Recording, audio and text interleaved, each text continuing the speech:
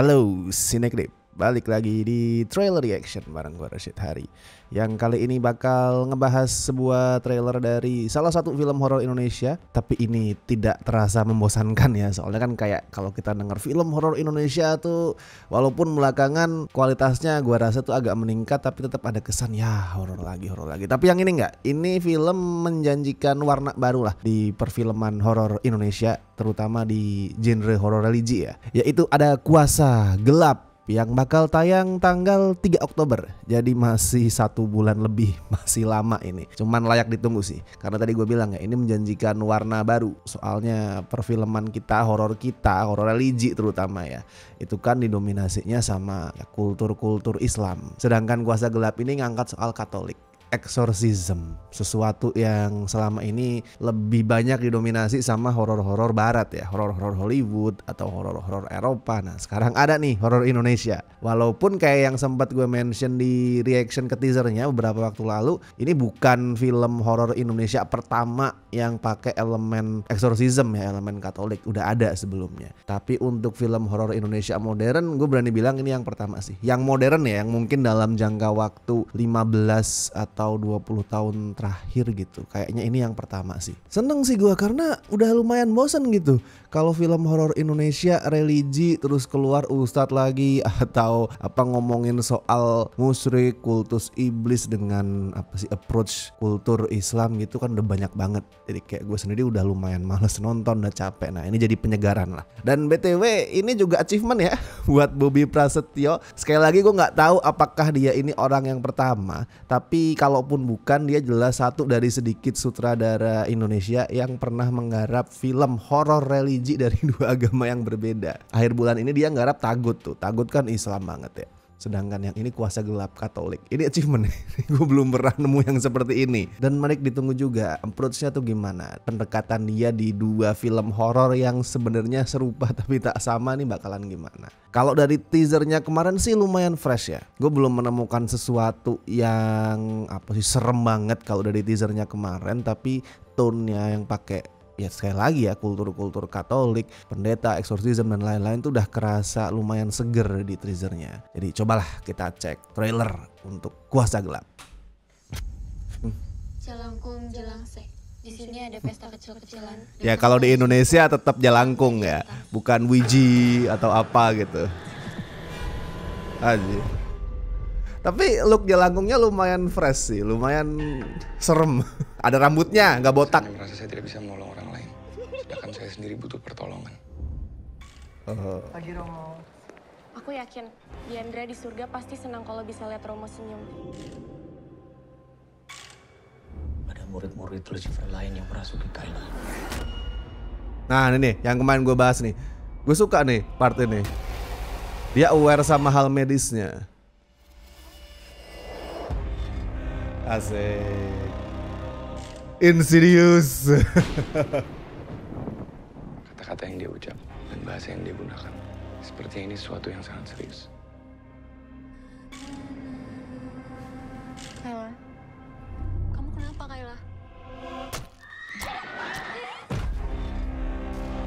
Kamu bantu Let's go. Rendra selesaikan kasus ini. Kamu harus tahu iman saya lemah.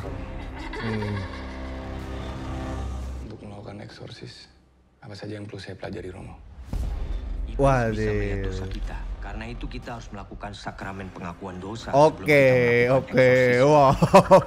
Lumayan intens nih. Saya mengikat semua musuh. Saya perintahkan untuk segera pergi. Wah. The Exorcist.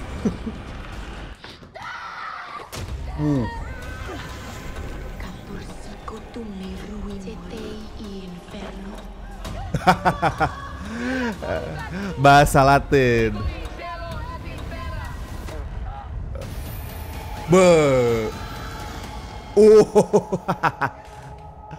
Oke.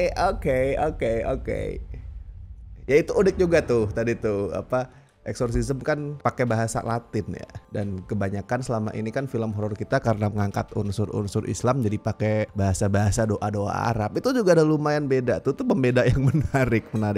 Itu artinya horor kita sebenarnya itu udah keterlaluan monotonnya. Jadi di saat gue melihat hal-hal yang sebenarnya itu detail kecil ya, benda-benda yang dipakai untuk exorcism yang itu benda-benda untuk ibadah orang Katolik, terus pembacaan doa yang bukan bahasa Arab tapi bahasa Latin, itu kan sebenarnya ya bukan hal yang spesial, bukan sesuatu hal yang bisa dibilang kelebihan sebuah film. Tapi bahkan dengan melihat dan mendengar seperti itu pun gue udah ngerasa wah ini menarik nih, ini baru nih, karena horor religi kita tuh udah gitu-gitu doang, udah stuck di situ. Dan di luar itu kalau dari teknis based on this trailer ya, gue bilang gambarnya cakep sih, kayak yang selama ini udah dilakuin Bobby Prasetyo lah. Bobby kan ya lu mungkin bisa punya pendapat masing-masing soal gimana dia membungkus horor ya, ada yang bilang bagus, ada yang nggak setuju, ada yang bilang kurang serem, itu terserah masing-masing punya pendapat. Tapi kalau untuk urusan mengemas teknis ya, karena pengalaman dia juga yang udah lumayan ya beberapa tahun terakhir, kelihatan solid teknisnya. Kayak kemarin ya Rumah Dinas Bapak, itu horor komedi yang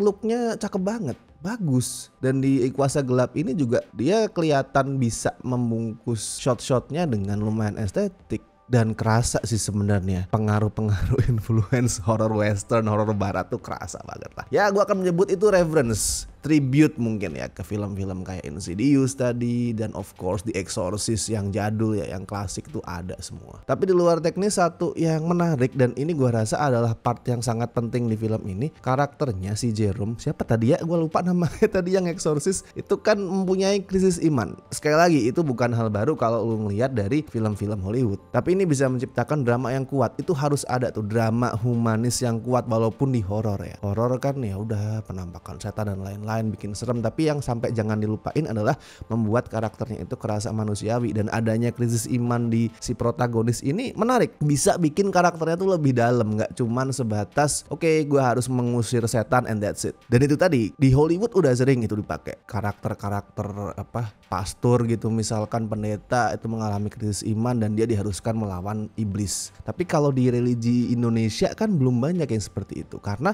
approach-nya tuh religi-religi kita yang pakai nuansa Islam yang mengalami krisis, karakter utamanya yang diteror itu adalah ya simply karakter dengan agama Islam, bukan ahli agamanya, bukan ahli agama yang punya krisis mental terus dia kemudian harus berhadapan dengan iblis yang itu jadi alegori trauma dia gitu misalkan. Tapi kebanyakan cuman karakter yang punya agama Islam. Itulah sebabnya dulu Kodrat itu kerasa fresh karena ustadznya nggak cuman dipanggil datang ngusir setan gitu. Biasanya kayak gitu ya, ustadz kayak dukun tuh kalau di horor kita, dipanggil cuman buat ngusir setan, paling sesekali nongol ngasih petuah janganlah kamu lupa bersembahyang gitu, terus menyapa assalamualaikum siapa, and that's it, kelar.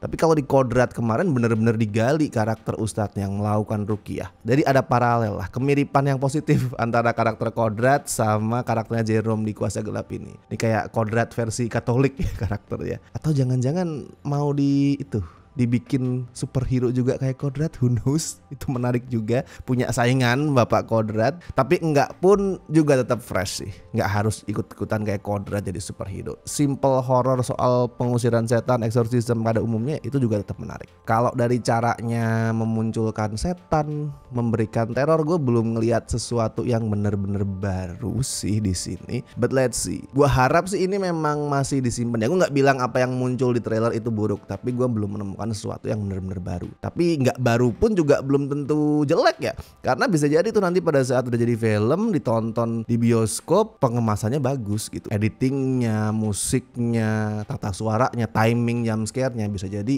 ngebikin ide-ide itu jadi lebih bagus. So cobalah kita tunggu tanggal 3 Oktober besok. Yang penting ini dulu, Kuasa Gelap menawarkan sesuatu yang beda, yang menarik, jadi patut ditunggu. Oke, jadi gimana setelah lu nonton trailernya? Apakah lu punya pendapat tersendiri soal film ini? Bisa lu share di kolom komentar. Ekspektasi lu, harapan lu, atau pendapat lu soal trailernya bebas silahkan dituliskan. Oke. Dan seperti biasa gue ingetin jangan lupa like video ini, subscribe Cinecrip, dan buat teman-teman yang pengen ngebantu kami dengan kasih donasi seikhlasnya, as always ada berbagai cara, ada super thanks, Saweria, dan lu juga bisa join membership sesuai dengan tier yang sudah tersedia. Dan thank you so much buat teman-teman yang masih bersedia join mereka-mereka ini dari tier basic dan La Familia. Thank you so much. Tier sobat juga makasih. Sebentar lagi akan ada pengumuman soal live stream khusus member yang diadakan bulanan, so silahkan stay tune. Oke, kalau gitu gue Rashid Hari, sampai ketemu di trailer reaction berikutnya.